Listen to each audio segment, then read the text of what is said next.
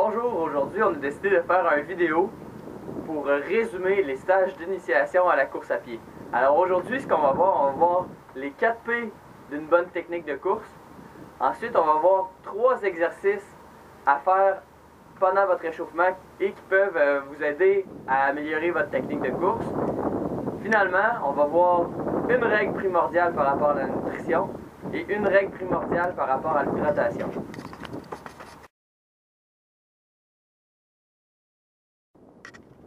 Alors, les 2 premiers P d'une bonne technique de course, les 2 premiers P sont ensemble, ça veut dire petits pas. Okay? Ça ne veut pas dire qu'il faut nécessairement faire des petits pas, mais généralement, quand on commence à courir, on a tendance à faire des pas un peu trop longs. La règle qu'on se donne, c'est de faire autour de 180 pas par minute. 180 pas par minute, si vous calculez, ça fait environ 3 pas par seconde. Fait que si on veut améliorer notre technique de course, la règle de base, ça va être de faire autour de 180 pas par minute. Donc entre 170 et 190 pas par minute. Si je peux vous donner un exemple, je vais compter les pas pour vous donner une idée du rythme que ça donne. 1, 2, 3, 1, 2, 3, 1, 2, 3, 1, 2, 3, 1, 2, 3, 1, 2, 3. Donc, ce que vous pouvez faire maintenant, c'est prendre une montre, essayer de calculer ce rythme-là, commencer sur place. Une fois que vous avez acquis ce rythme, là, vous pouvez commencer à vous déplacer. Puis, si vous voulez vous tester, voir si vous avez bien intégré ce concept, eh bien, pendant un de vos entraînements, soit pendant votre échauffement ou pendant votre retour au calme, vous pouvez vous chronométrer pendant 1 minute et compter le nombre de fois que votre jambe droite tombe par terre. Normalement, ça devrait donner autour de 90. De la posture du coureur. Si on part de la tête, qu'on descend jusqu'aux pieds, la tête, on essaie de la garder dans l'axe du corps. Au niveau des épaules, les épaules basses relaxent. On essaie de ne pas avoir les épaules courbées vers l'avant. On dégage un peu la cage thoracique sans forcer les épaules vers l'arrière, donc tout simplement base et relax. Au niveau des bras, on essaie d'avoir les bras environ à 90 degrés. On peut avoir les bras un peu plus que 90 degrés ou un peu moins 90 degrés, selon votre confort. Mais je vois aucun intérêt d'avoir les bras bien droits ou collés sur le corps, sur le thorax. Des mouvements qu'on essaie d'éviter.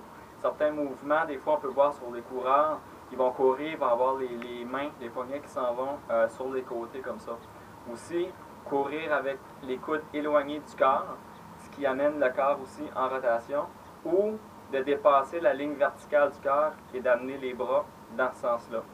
Pourquoi on essaie d'éviter ces mouvements-là? Tout simplement, quand on court, on essaie d'avoir notre énergie concentrée vers l'avant.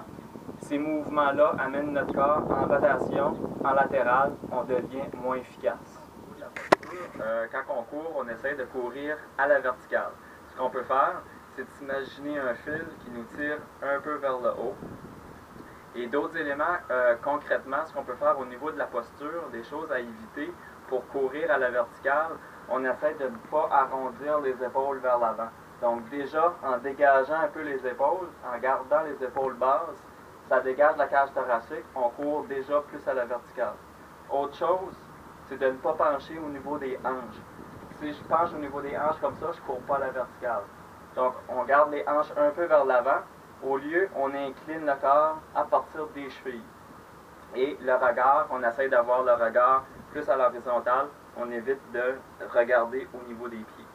On va parler de comment on va placer notre pied. Donc, le 4e P des 4 P de la course à pied, c'est le placement du pied. Alors, probablement que vous avez déjà entendu parler qu'il ne fallait pas que notre talon touche par terre lorsqu'on court. Eh bien, c'est plus ou moins vrai. Le plus important lorsqu'on place notre pied au sol, c'est qu'il ne soit pas devant notre centre de masse. Donc, si je cours puis mon pied tombe en dessous de mon centre de masse, ça c'est bon. Ce qu'il faut éviter, c'est que notre pied tombe loin devant notre centre de masse avec le genou complètement droit ici. Donc, l'idéal, c'est de tomber avec le pied en dessous de notre centre de masse ici, avec le genou légèrement fléchi. Et puis, si votre pied arrive légèrement sur le talon, sur le milieu du pied ou sur l'avant du pied, ça importe peu. Le plus important, c'est d'avoir une fréquence de foulée qui est adéquate et de placer notre pied directement en dessous de notre centre de masse.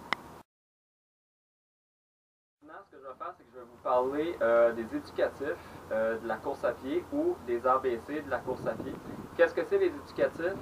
C'est des exercices fonctionnels qu'on peut introduire avant notre entraînement de course. On l'introduit où? Après un 5 à 10 ou même 20 minutes de réchauffement, de léger jogging, on peut faire des éducatifs avant, par exemple, nos intervalles afin de compléter l'échauffement et d'augmenter l'élasticité musculaire pour bien préparer le corps à notre entraînement intensif d'intervalle.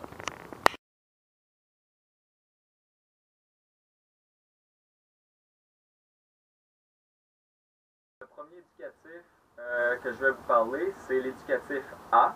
Pourquoi le A? Parce que tout simplement, c'est la première partie de la foulée du coureur qui est de lever le genou. Dans ce sens, on l'appelle des genoux hauts aussi. Donc, si je lève ma jambe droite en premier, je mets de côté, donc 90 degrés au niveau du genou, 90 degrés au niveau de la cuisse et de la hanche, bras-jambes opposés. On peut commencer tout simplement par le faire sur place. Donc, bras-jambes opposés. De côté.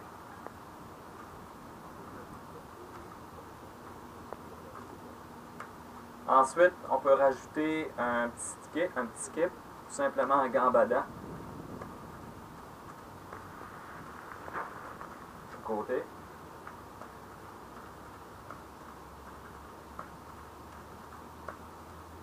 Et on peut le faire aussi en avançant.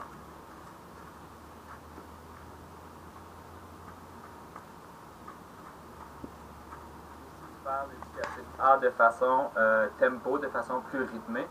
Donc sur place, de côté.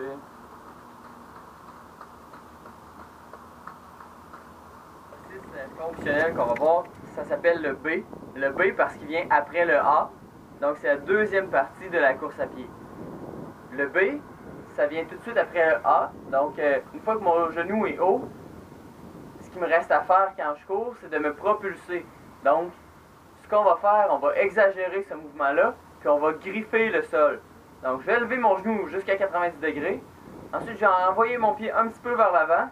Puis après ça, je vais le ramener un petit peu devant mon centre de masse. Puis surtout, mon pied va avoir de l'énergie vers l'arrière.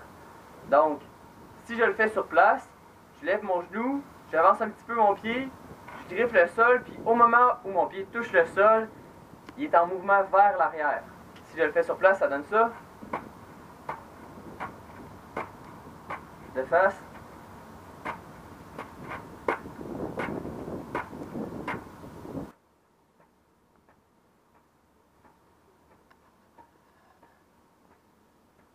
Le C, c'est l'exercice qui vient tout de suite après le B. Donc le B, c'était griffer, puis c'est l'exercice où est-ce qu'on se propulsait vers l'arrière. Maintenant, le C, c'est le moment où est-ce qu'on ramène notre jambe vers l'avant et sous notre corps.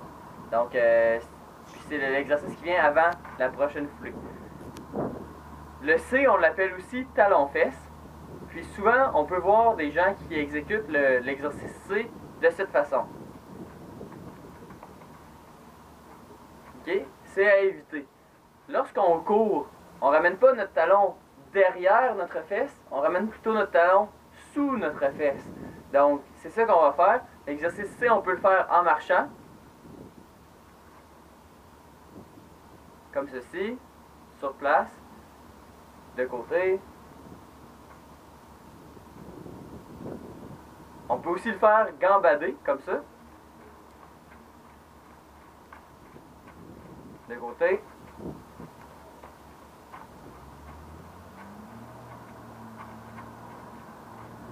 Et on peut aussi le faire en continu.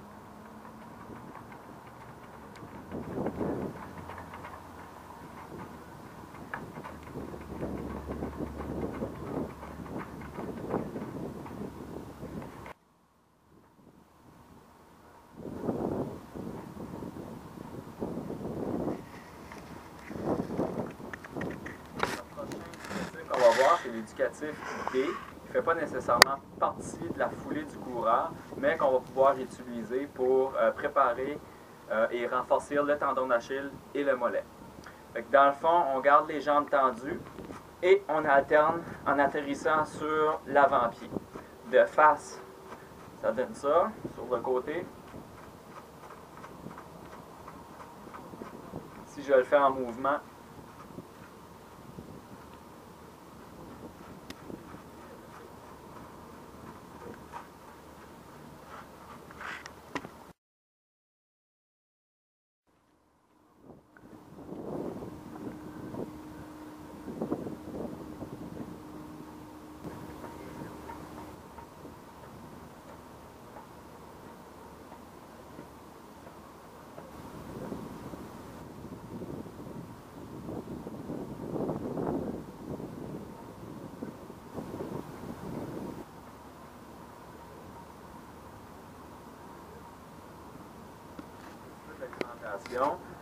le conseil que j'aurais à vous donner, c'est d'essayer différents aliments et de voir comment vous réagissez face à ces aliments-là. Ce qui est important aussi, c'est de trouver la formule qui fonctionne bien pour vous. Et le jour de la compétition, c'est de ne pas essayer des choses que vous n'avez jamais essayées auparavant ou des aliments que vous n'avez jamais mangés auparavant pour ne pas avoir des petites surprises le jour de la course. Maintenant, je vais vous donner une règle à suivre au niveau de l'hydratation. En gros, l'hydratation, notre corps est très bien fait. Il est capable de sentir lorsqu'il est déshydraté. Et lorsque vous êtes déshydraté, là, vous allez avoir soif. Et là, c'est le moment de boire. Si vous regardez derrière moi, j'ai pas de bosse dans le dos. Je pense que vous non plus. Ça veut dire qu'on ne peut pas faire des réserves d'eau. On n'est pas comme des dromadaires. On ne peut pas emmagasiner de l'eau dans notre corps. Fait qu'il n'y a aucun avantage à se surhydrater avant votre compétition ou avant un entraînement. Donc en résumé, la règle, c'est de suivre votre soif. Si vous sentez un peu le signal que vous avez soif, c'est important de ne pas ignorer ce signal-là. Par contre, si vous n'avez pas le signal « j'ai soif », ce n'est pas nécessaire de boire. Vous n'avez pas d'avantage à boire plus que ce que votre soif vous indique. En résumé, ce qu'on a vu, on a vu les 4 P d'une bonne technique de course.